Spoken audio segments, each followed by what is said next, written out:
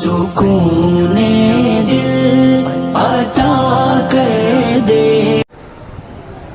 الحمد لله نحمده ونستعينه ونستغفره ونؤمن به ونتوكل عليه ونعوذ بالله من شرور أنفسنا ومن سيئات أعمالنا من يهده الله فلا مضل له ومن يضلله فلا هادي له ونشهد أن لا إله إلا الله وحده لا شريك له ونشهد أن سيدنا ومولانا محمدا عبده ورسوله أرسله بالحق بشيرا ونذيرا وداعيا إلى الله بإذنه وسراجا منيرا أما بعد فأعوذ بالله من الشيطان الرجيم بسم الله الرحمن الرحيم والذين جاهدوا فينا لنهدينهم سبلنا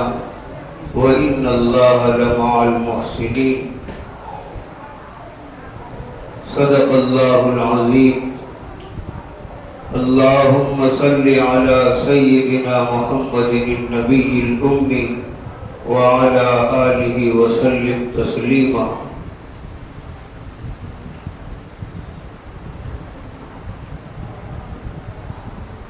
میرے محترم بزرگوں،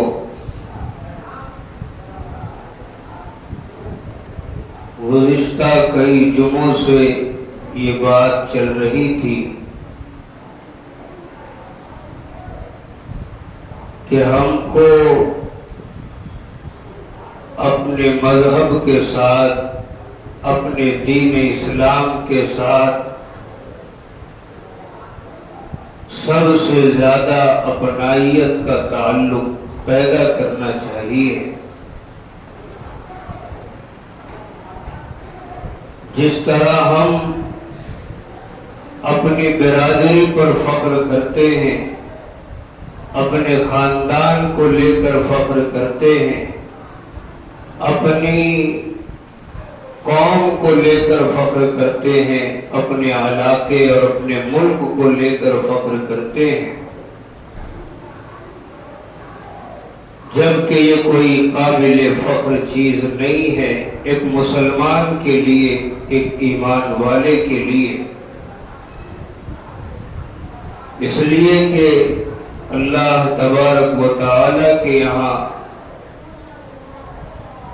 جو مسلمان سب سے زیادہ پسندیدہ ہے، ان کی نگاہ میں جو مسلمان سب سے زیادہ محبوب ہے وہ ہے جو متقی ہو، پرہیزگار ہو، نیک ہو، اللہ تعالی کا فرما بردار ہو۔ وہ چاہے کسی بھی علاقے سے تعلق رکھتا ہو، کسی بھی قوم سے تعلق رکھتا ہو، کسی بھی نسل سے تعلق رکھتا ہو، اور کسی بھی برادری اور ملک سے تعلق رکھتا ہو۔ مذہب اسلام کا اپنا یہ دستور ہے۔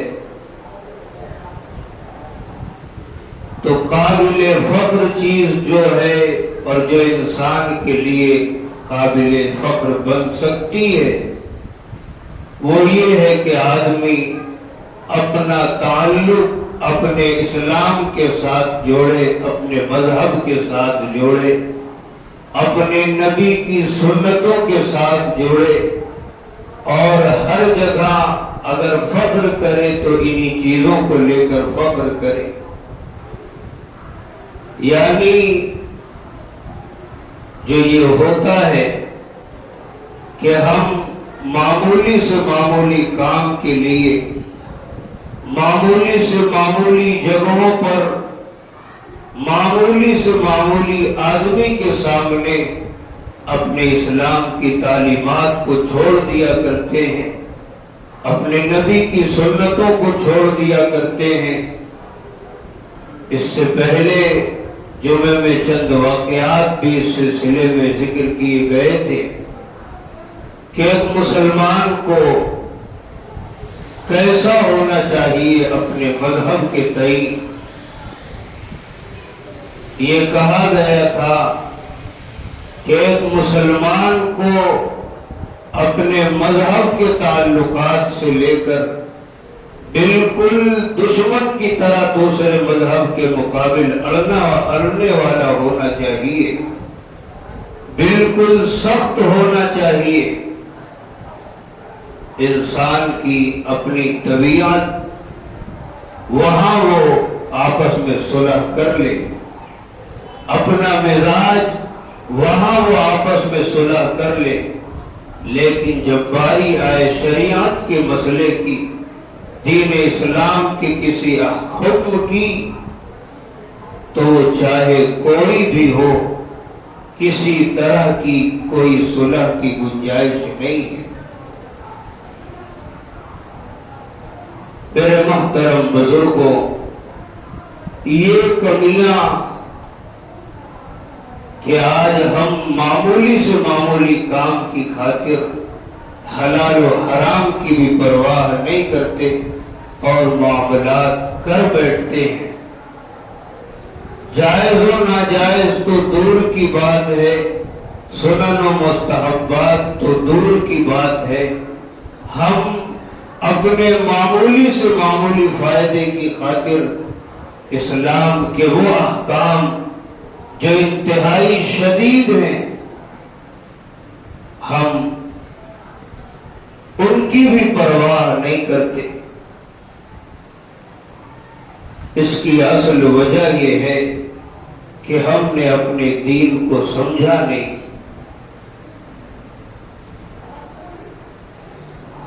ہمارا دین کس معیار کا ہے، اس کا ایک ایک حکم کتنا قابل قدر ہے، ہم نے اس کو جانا نہیں ہے۔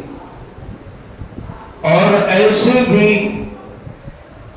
آج ہمارا رشتہ گرچہ مذہب اسلام سے ہے، لیکن اسے حاصل کرنے کے لیے ہم نے کوئی تگ و دو نہیں کی، ہم نے اس کے حصول کے لیے کوئی محنت نہیں کی، بس اپنے آباء و اجداد کے زمانے سے ہم مسلمان گھرانے میں پیدا ہوتے چلے آئے، بس اسی واسطے ہم بھی مسلمان کہے جانے لگے، ورنہ اسلام کی دولت کے حصول کے لیے یا اس کے ایک حکم کے حصول کے لیے ہم نے کوئی خاص محنت مشقت اپنے جسم پر نہیں ڈالی۔ اب یہ وہی ہو گیا مال مفت دل بے رحم، کہ جو مال مفت کا ملتا ہے بغیر کسی محنت اور مشقت کے ملتا ہے، انسان اس کی قدر نہیں کرتا، چاہے وہ کتنا ہی قدر کے قابل ہو۔ تو ایک وجہ تو یہ بھی ہے کہ ہم نے اپنے آباء و اجداد سے نسل در نسل اس دین کو پایا اور آج ہم مسلمان کہلانے لگے، ورنہ اس دنیا میں آنے کے بعد مسلمان بن کر تو پیدا ہوئے، لیکن اس کے جو اپنے احکام ہیں، اس کی جو اپنی تعلیمات ہیں، زندگی گزارنے کے جو اس کے ہر موڑ پر اصول مقرر ہیں، ہم میں سے ہر بندہ از خود یہ فیصلہ کر سکتا ہے کہ ہم نے کتنی محنت کی۔ یہ محنت نہ کرنا یہی سبب بنا ہے ہمارے دل میں ہمارے مذہب کی اہمیت کے نہ ہونے کا۔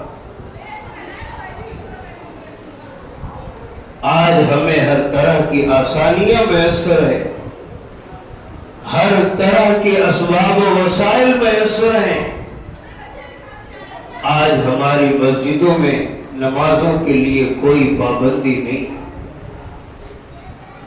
سنتوں پر چلنے کے لیے کوئی پابندی نہیں، غرض کے ایک ایک اصول پر ابھی ہمارے لیے کوئی پابندی نہیں ہے، لیکن ہمیں اس کی کوئی قدر نہیں ہے۔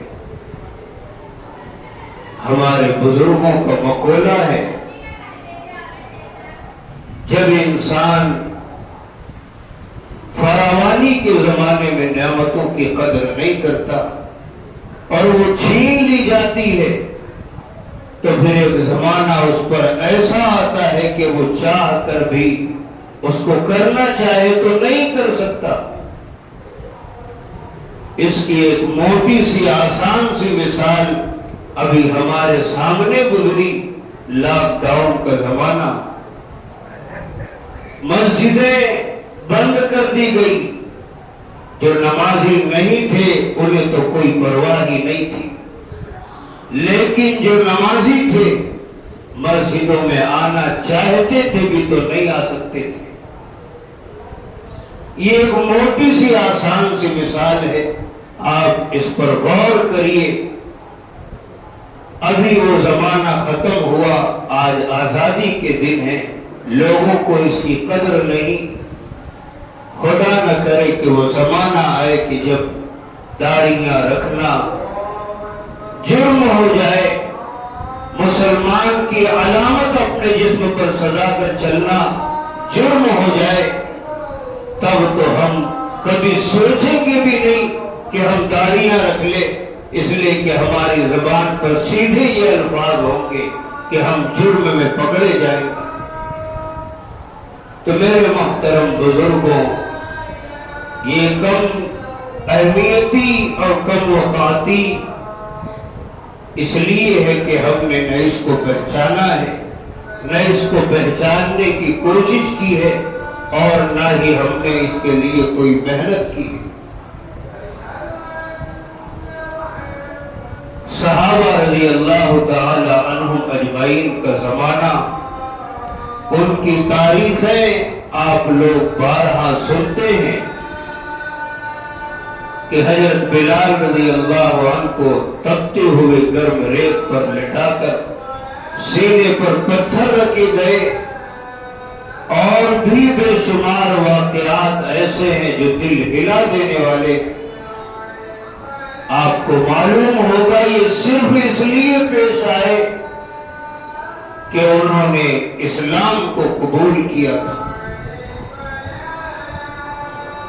کلمہ پڑھنے کا اقرار کیا تھا، اس جرم میں انہیں اتنی صعوبتیں اور مشکلیں برداشت کرنی پڑی۔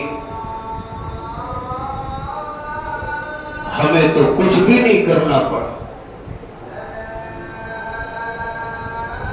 انہی شخصیتوں میں سے حضرت سلمان فارسی رضی اللہ تعالی عنہ،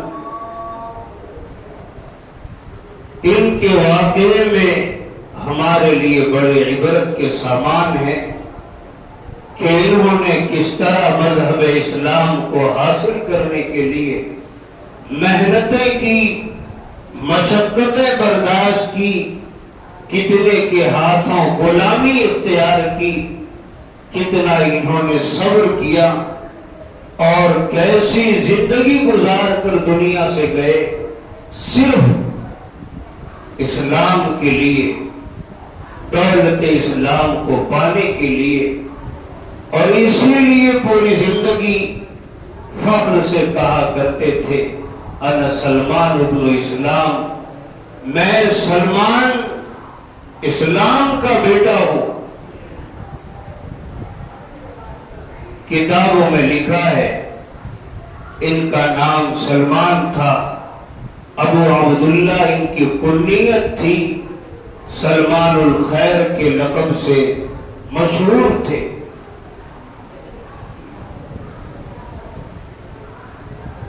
علامہ ابن قیم رحمت اللہ علیہ فرماتے ہیں کہ اگر ان کا نام پوچھو تو عبداللہ ہے، نسب پوچھو تو سلمان ہے، سلمان ابن اسلام، اور ان کی دولت، ان کا سرمایہ پوچھو تو فقر ہے، ان کی دکان پوچھو تو مسجد ہے، ان کی کمائی پوچھو تو صبر ہے، اور یہ جا کہاں رہے ہیں تو فرمایا کہ یہ سمجھو کہ یہ سیدھے جنت کی طرف جا رہے ہیں، اور اگر اس ٹھکانے کی طرف لے جانے والا ان کا رہنما اور رہبر جاننا چاہتے ہو تو امام المتقین ہادی الخلائق الی رب العالمین سید الاولین والآخرین امام الانبیاء والمرسلین صلی اللہ تعالی علیہ وسلم ہے۔ یہ انہوں نے ان کی زندگی کا خاکہ پیش کیا کہ انسان دنیا میں جب جیتا ہے اس کا اپنا نام ہوتا ہے، اس کا اپنا نسب نامہ ہوا کرتا ہے، اس کی اپنی تجارت ہوتی ہے، اس کی اپنی کمائی ہوتی ہے، اس کا اپنا گھر اور مکان ہوا کرتا ہے، اس کی دکان ہوتی ہے۔ ان کی دکان، ان کا مکان یہ تھا۔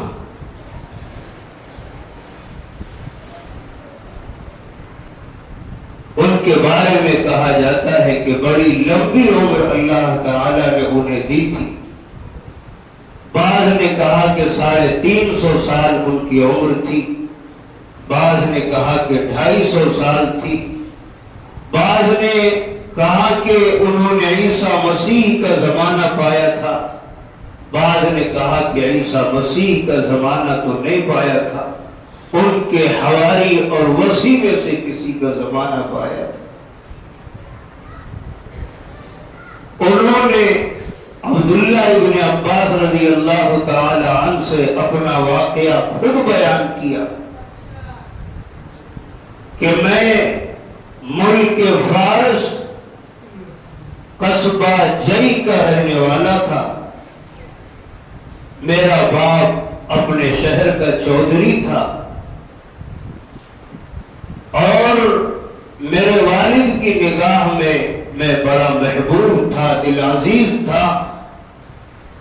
جس طرح یعقوب علیہ السلام کی نگاہ میں حضرت یوسف علیہ السلام تھے، میں بھی اپنے باپ کا ایسا ہی چہیتا بیٹا تھا۔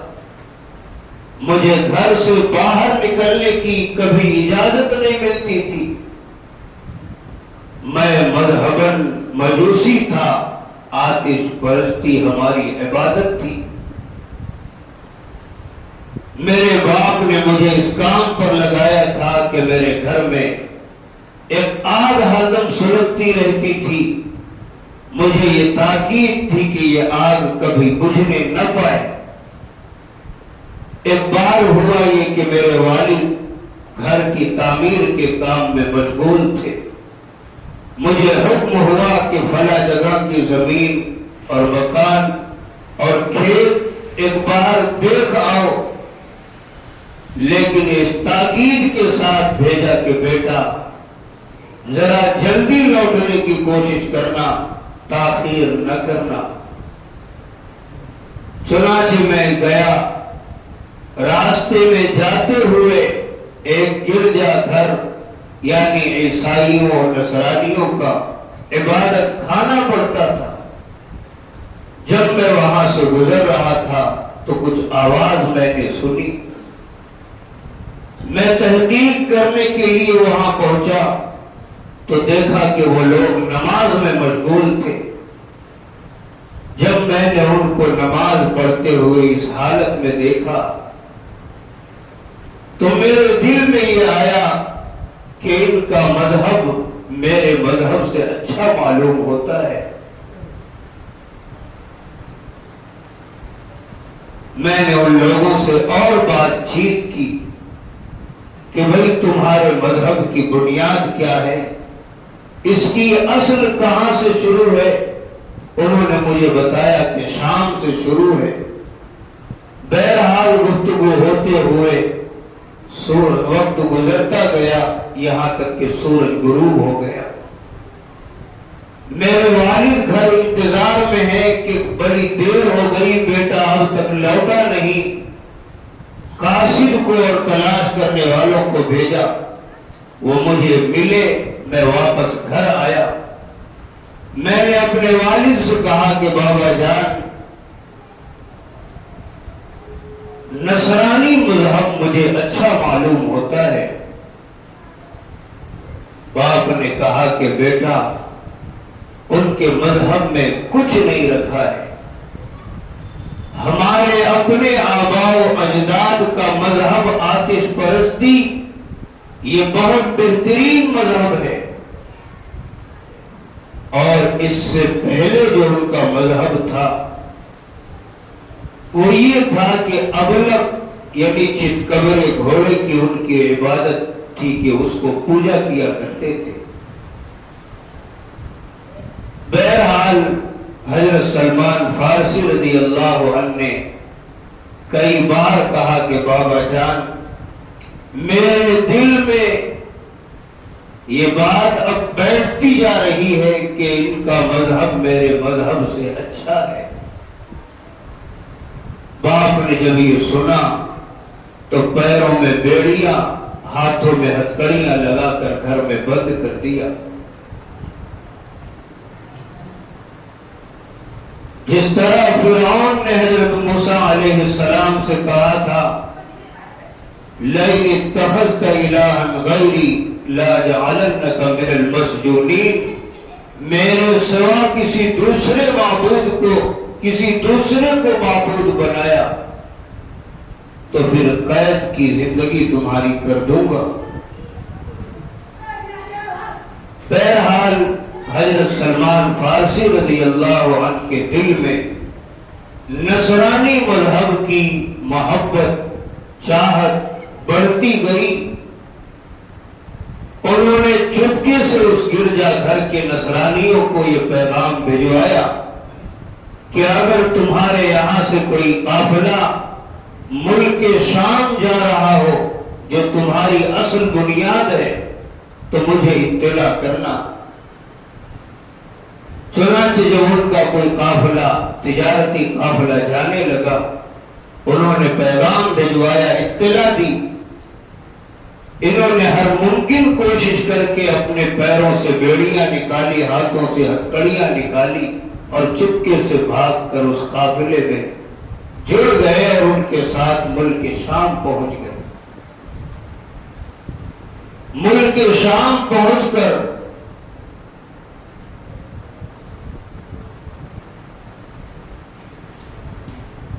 انہوں نے کہا کہ میں نے جا کر یہ معلوم کیا کہ اس شہر میں اس مذہب کا سب سے بڑا عالم کون ہے۔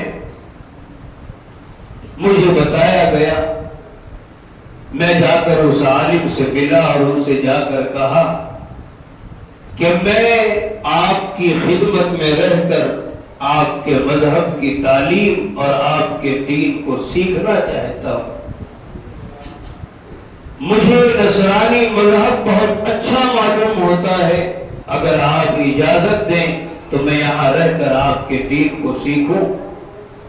اس نے کہا بڑی اچھی بات ہے۔ انہوں نے ان کو رکھ لیا، لیکن بعد میں بڑے دن کے بعد پتہ چلا کہ یہ عالم اچھے اخلاق کا نہیں ہے، لالچی اور حریص ہے۔ دوسروں کو تو صدقات و خیرات کا حکم دیتا ہے، لیکن جب اس کے پاس لوگ اپنے صدقات و خیرات کی پونجیاں لے کر آتے ہیں تو یہ مسکینوں میں غریبوں میں صدقہ بانٹنے کے بجائے اپنے پاس جمع کرتا ہے، یہاں تک کہ اس نے 8 مٹکے اشرفیوں کے جمع کر ڈالے تھے۔ چنانچہ جب اس کا انتقال ہوا، لوگ حسن عقیدت سے کہ ہمارے مذہب کے پیشوا ہیں، بڑے ہیں، ان کی تجہیز و تکفین کے لیے جمع ہوئے تو حضرت سلمان نے انہیں بتایا کہ یہ آدمی اچھا نہیں تھا، اور وہ اشرفیوں سے بھری 8 مٹکے بھی ان کو دکھائے تو وہ سارے کے سارے بڑے طیش میں آئے اور کہا کہ ہم انہیں ان کی تجہیز و تکفین نہیں کریں گے، بلکہ انہیں سولی پر چڑھایا اور سنگسار کر کے انہیں ختم کر دیا۔ اور اس کے بعد ایک دوسرا عالم اور پیشوا جو اچھا ہو، لوگوں کی نظر میں قابل تحسین ہو، اسے وہاں کا عالم اور رہنما منتخب کیا۔ اب وہ بندہ واقعی بڑا عبادت گزار تھا، ظاہر تھا دنیا سے بے رغبتی اس کے اندر بھری تھی۔ حضرت سلمان فارسی رضی اللہ عنہ کہتے ہیں مجھے اس عالم سے اس قدر محبت ہو گئی کہ اب تک دنیا میں مجھے اتنی محبت کسی سے نہیں ہوئی تھی، مجھے اس سے اتنی محبت ہو گئی۔ میں اس کے پاس رہا کرتا تھا، اس مذہب کی تعلیم کو سیکھتا رہا، لیکن جب اس عالم کی وفات کا وقت قریب آنے لگا، میں نے اس سے پوچھا کہ بابا آپ کے جانے کے بعد میں کس سے تعلیم حاصل کروں، میں کس کی خدمت میں رہوں؟ انہوں نے کہا کہ شہر موصل میں ایک عالم ہے، ان کے پاس میرے بعد تم چلے جانا۔ چنانچہ وہ ان کے پاس گئے، وہاں رہے۔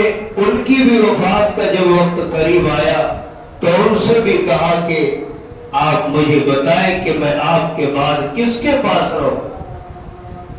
انہوں نے کہا کہ نصیبین میں ایک عالم ہے، میرے بعد تم ان کے پاس چلے جانا۔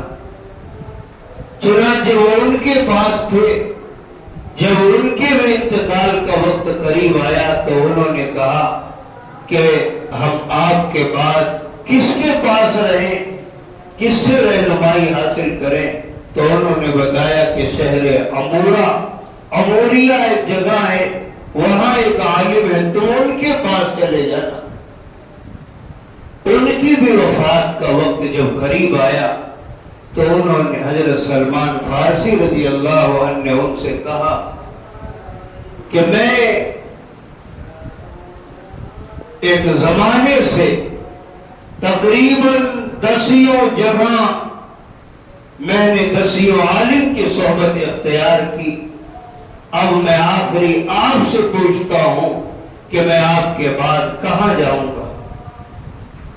تو اس عالم نے بتایا کہ میرے بعد میری نگاہ میں اب کوئی ایسا عالم نظر نہیں آتا کہ جس کی طرف میں تمہاری رہنمائی کروں، البتہ ایک نبی کے ظہور کا زمانہ قریب آ رہا ہے جو شہر عرب میں پیدا ہوگا اور نخلستانی مقام پر اس کی ہجرت ہوگی، اور اس کی علامت بھی سن لو کہ وہ صدقات و خیرات کو قبول نہیں کرے گا، البتہ ہدایہ و تحائف کو قبول فرمائیں گے۔ تیسری علامت یہ ہوگی کہ ان کی پشت کے درمیان مہر نبوت لگی ہوگی۔ اگر اس علامت کے آدمی تم کو مل جائیں تو تم ان کے پاس چلے جانا۔ حضرت سلمان کہتے ہیں کہ شہر امورہ میں رہتے رہتے میرے پاس گائے اور بکریوں کی ایک کافی تعداد جمع ہو چکی تھی۔ مجھے پتا چلا کہ عرب کی طرف ایک قافلہ جا رہا ہے۔ میں نے قافلے والوں سے کہا کہ تم مجھے بھی اپنے ساتھ لے چلو، یہ ساری بکریاں اور گائے میں تم سب کو دے دوں گا۔ قافلے والوں نے منظور کیا اور انہیں اپنے ساتھ لیے، لیکن کہا کہ قافلے والوں نے میرے ساتھ یہ خیانت کی کہ مجھے غلام بنا کر ایک یہودی کے ہاتھ فروخت کر دیا۔ اب میں اس یہودی کے پاس تھا تو کھجوروں کے درخت اس کے پاس تھے۔ میرے دل میں خیال آیا کہ اس بتانے والے نے مجھے یہ بتایا تھا کہ نخلستانی یعنی کھجوروں والے شہر کی طرف اس نبی کی ہجرت ہوگی، ایسا تو نہیں کہ یہ وہ شہر ہے، لیکن اطمینان نہیں ہوا۔ اس وقت قبیلہ بنو قریظہ سے جو مدینے ہی کا ایک قبیلہ ہے، ایک یہودی آ کر مجھے اس یہودی سے خرید کر لے کر گیا اور میں مدینہ پہنچ گیا۔ حضرت سلمان کہتے ہیں کہ میں 10 بار بکا، لیکن اصل قیمت میری کوئی پہچان نہیں سکا۔ بہرحال میں اپنے اس یہودی آقا کے یہاں رہا کرتا تھا، میرا کام تھا کھجوروں کے پیڑوں کی رکھوالی کرنا، دیکھ بھال کرنا۔ ایک بار یہ ہوا کہ میں کھجور کے درخت پر چڑھا ہوا تھا، میرا آقا اسی درخت کے نیچے بیٹھا تھا۔ اچانک ایک آنے والے یہودی نے، جو میرے آقا کا چچا زاد بھائی تھا، اس نے بتایا کہ خدا انصار کو ہلاک کرے کہ وہ مدینے میں ایک بندے کے ارد گرد جمع ہیں اور وہ یہ کہہ رہے ہیں کہ یہ نبی ہے اس زمانے کے اور پیغمبر ہے۔ تو جب میں نے یہ خبر سنی، میرے جسم پر لرزہ طاری ہوا، کپکپی طاری ہوئی۔ قریب تھا کہ میں اس درخت سے اپنے آقا کے اوپر ہی گر پڑتا، لیکن دل تھام کر میں درخت سے اترا اور بھاگتے دوڑتے اس خبر لانے والے کے پاس پہنچا کہ بھائی وہ خبر جو سنا رہے تھے، ذرا ایک بار ڈھنگ سے اس خبر کو مجھے بھی سناؤ۔ اور ان کے دل میں یہ اطمینان ہو گیا کہ واقعتاً میں اب اس شہر میں پہنچ گیا جس شہر کی طرف اس راہب عالم نے مجھے رہنمائی فرمائی تھی۔ جب میرا اس شوق سے اس خبر لانے والے کی طرف بڑھنا میرے آقا نے دیکھا تو اسے غصہ آیا اور ایک تماچا اس نے کھینچ کر مجھے مارا کہ تو ہٹ یہاں سے، تجھے کیا لینا دینا ہے اس خبر سے۔ بہرحال میں پیچھے ہٹا اور میرے پاس جو کچھ پونجیاں جمع تھی کھجوروں کی اور بھی، میں ایک بار ان ساری پونجیوں کو لے کر مدینے کے اس مقام پر پہنچ گیا جہاں رسول اللہ صلی اللہ علیہ وسلم موجود تھے۔ میں بھی جا کر بیٹھ گیا اور بڑی ہمت کرنے کے بعد میں کہا کہ اے نبی، ہمیں معلوم ہے کہ آپ لوگوں کے پاس اور آپ کے ساتھیوں کے پاس کھانے پینے کی کوئی چیز نہیں ہے، آپ لوگ صاحب ضرورت ہیں، ضرورت مند ہیں، میں صدقات و خیرات کی یہ کھجوریں لے کر آیا ہوں، آپ اسے قبول فرما لیں۔ نبی علیہ السلام نے قبول نہیں فرمایا، اپنے صحابہ کو فرمایا کہ صحابہ تمہارے لیے کوئی بات نہیں، تم اس چیز کو لے سکتے ہو۔ اس واقعے کے پیش آنے کے وقت مجھے اطمینان ہوا کہ اس ایک علامت کو میں نے دیکھ لیا جو اس راہب عالم نے بتایا کہ وہ نبی جن کا ظہور ہونے والا ہے، ان کی علامت یہ ہے کہ وہ صدقات و خیرات کو قبول نہیں کریں گے۔ یہ علامت میرے سامنے ظاہر ہو گئی۔ پھر میں وہاں سے چلا آیا۔ کچھ دن کے بعد میں کچھ اور پونجیاں جمع کر کے دوبارہ آپ کے پاس پہنچا اور میں نے کہا کہ میں کچھ ہدیے اور تحفے آپ کے لیے لے کر آیا ہوں۔ آپ نے اسے قبول کیا، خود بھی کھایا، اپنے صحابہ کو بھی کھلایا۔ میرے دل میں اور اطمینان بیٹھا کہ اس دوسری علامت کا بھی ظہور میں نے دیکھ لیا۔ اس کے بعد میں چلا گیا۔ 4-5 روز کے بعد میں کچھ اور، میں دوبارہ تیسری بار آیا اس وقت رسول اللہ صلی اللہ علیہ وسلم کسی صاحب کے جنازے میں جنت البقیع میں تشریف فرما تھے، اپنے صحابہ کے درمیان کھڑے تھے۔ میں گیا اور سلام کیا، اور سلام کرنے کے بعد میں اس خیال میں تھا، اس کوشش میں تھا کہ وہ آخری علامت کہ آپ کے دونوں شانوں کے درمیان مہر نبوت لگی ہوگی، میں آپ کے پیچھے آ گیا۔ نبی علیہ السلام سمجھ گئے اور اپنے جسم سے چادر کو ہٹایا۔ میں نے وہ مہر نبوت بھی دیکھ لی اور آگے بڑھ کر میں نے اسے بوسہ دیا، اور بوسہ دینے کے وقت مجھے رونا بھی آیا۔ نبی علیہ السلام نے فرمایا کہ سلمان آگے آؤ۔ میں آگے آیا۔ اس وقت میں مشرف باسلام ہوا، اور پھر ابن عباس رضی اللہ عنہ کو مخاطب کر کے کہا کہ اے ابن عباس، میں جس طرح یہ واقعہ شروع سے تم کو سنا رہا ہوں، اسی طرح پورا واقعہ میں نے رسول اللہ صلی اللہ علیہ وسلم کو سنایا۔ آپ بڑے خوش ہوئے، مسرور ہوئے، اور اس کے بعد میں پھر اپنے اس یہودی آقا کے پاس واپس آیا۔ اسی وجہ سے میں غزوہ بدر و احد میں شریک نہیں ہو سکا، اور میرے اسلام لانے کا یہ واقعہ سن 2 ہجری میں پیش آیا۔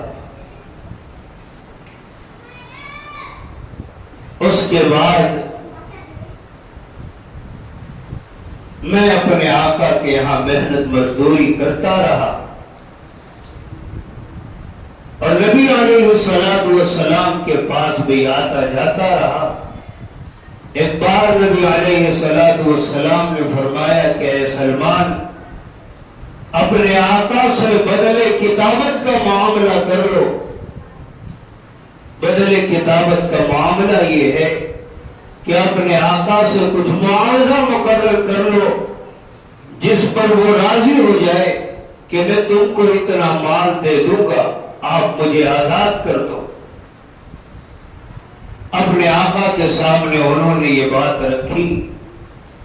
آقا نے کہا 40 اوقیہ سونا، ایک اوقیہ 40 درہم کا ہوتا ہے، یعنی 1600 درہم کے برابر سونا، اور 300 کھجوروں کے پیڑ تم کو لگانے پڑیں گے۔ جب وہ پیڑ پھلدار ہو جائیں گے اس وقت تمہارا بدل کتابت پورا ہوگا۔ انہوں نے منظور کر لیا۔ نبی علیہ السلام کو معلوم ہوا کہ سلمان نے اپنے آقا سے بدل کتابت کی شرط منظور کر لی۔ اللہ کے نبی صلی اللہ علیہ وسلم نے صحابہ کو ترغیب دینی شروع کی کہ آپ لوگ سلمان کی کھجوروں کے پیڑوں سے امداد کیجیے۔ کسی نے 20 پیڑ دیے، کسی نے 30 پیڑ دیے، کسی نے 10 دیے، کسی نے 15 دیے، اس طرح 300 پیڑ جمع ہو گئے۔ پھر حضرت سلمان کو اللہ کے نبی نے فرمایا کہ اے سلمان، گڑھے کھودواؤ۔ 300 گڑھے کھودے گئے۔ نبی علیہ السلام نے اپنے دست مبارک سے کھجور کے ان پیڑوں کو لگایا اور کھڑے ہو کر برکت کی دعا دی۔ 1 سال گزرنے نہیں پایا تھا کہ ہر پیڑ پھلدار ہو گیا۔ کوئی درخت ایسا نہیں بچا کہ جو سرسبز و شاداب نہ ہو۔ ایک شرط تو یہ پوری ہو گئی کہ 300 پیڑ جب بار آور پھلدار ہو جائے تو تمہاری شرط پوری ہوگی۔ ایک تو پوری ہو گئی، لیکن 40 اوقیہ سونا ابھی باقی ہے۔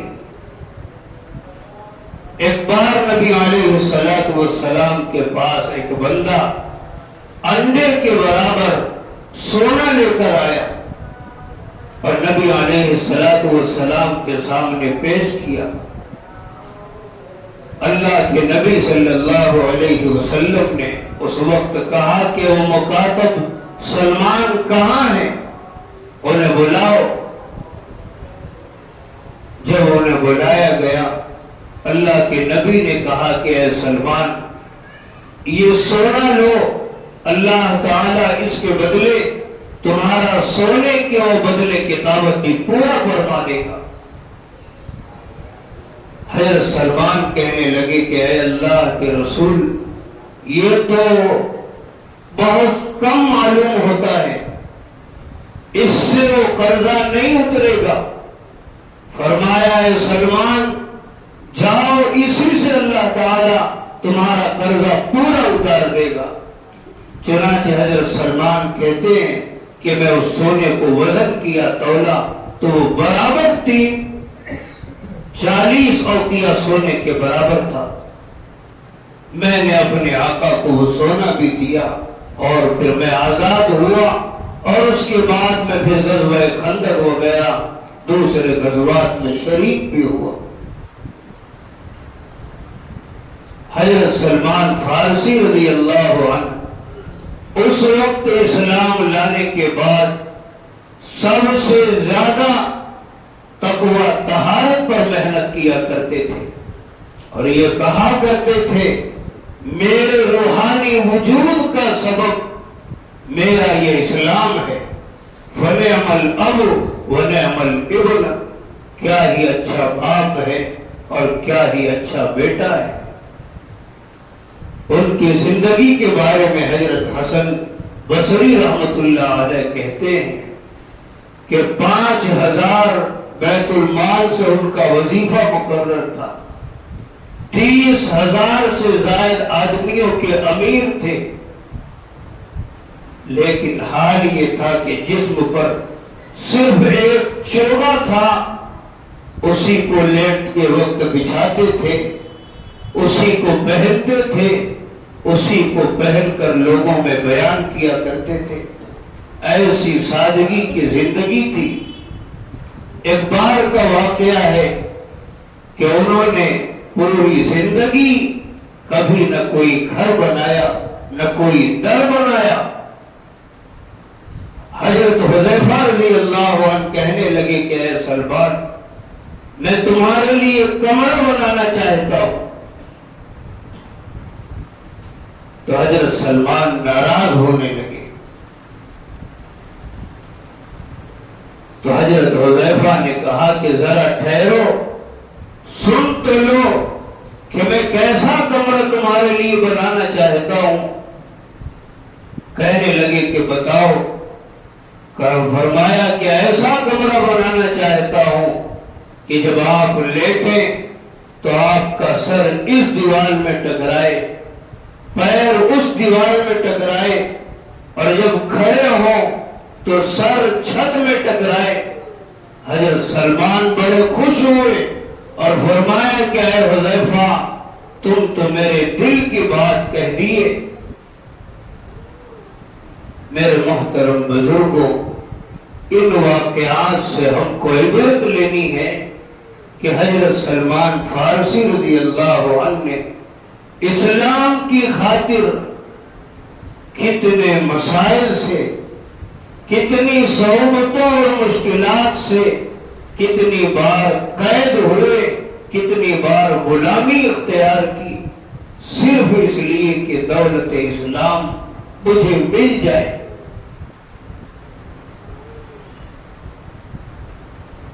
واقعی انسان جب کسی کام کو کرنے کا ارادہ کرتا ہے یا کسی چیز کا حصول اسے منظور ہوتا ہے، اس کے لیے یہی جذبہ چاہیے، یہی حوصلہ چاہیے، یہی ہمت چاہیے کہ چاہے اس میدان میں کتنی بھی آڑ آئے، کتنی بھی مشکلات آئے، ہمیں اس چیز کو حاصل کرنا ہے۔